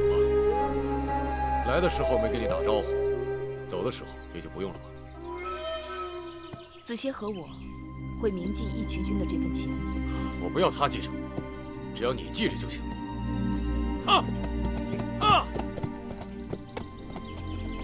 夫人，以后有用得着我们大王的地方就来找我们。多谢。谢什么？那说明你心里有我们大王。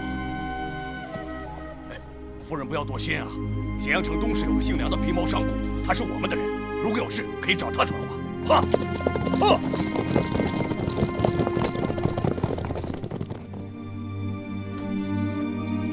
义渠君走了以后，这驿馆里显得空落落的。可不是，这些日子与他们一路，整日闹哄哄的，可他们一走，又觉得太冷清了。明日我们启程，子歇去准备路上需要的东西了。从齐国到楚国还有很长的路要走，赶紧收拾东西吧。好。对了，夫人，刚才我去后院听驿馆的驿丞说，郭国相的夫人昨日突然死了。那个歹毒的女人，天报应，早就该死。她死了？慧儿，你听真切了吗？慧儿听得真的，说她是得了什么急症，郭国相好伤心呢，已经向大公主禀报，回去办理丧事了。母亲，你怎么了？那个女人蛇蝎心肠，把我们害得好惨。她是罪有应得，可你知道吗？他也姓米，也是楚国人。他是母亲同父异母的姐姐。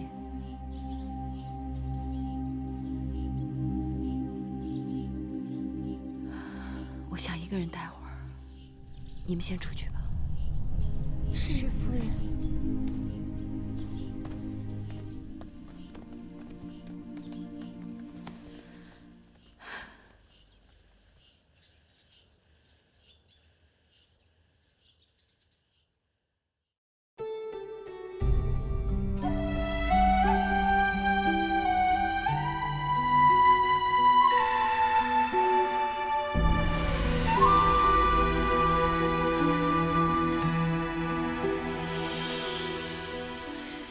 繁星如许，明月如初，前尘往事从何起数？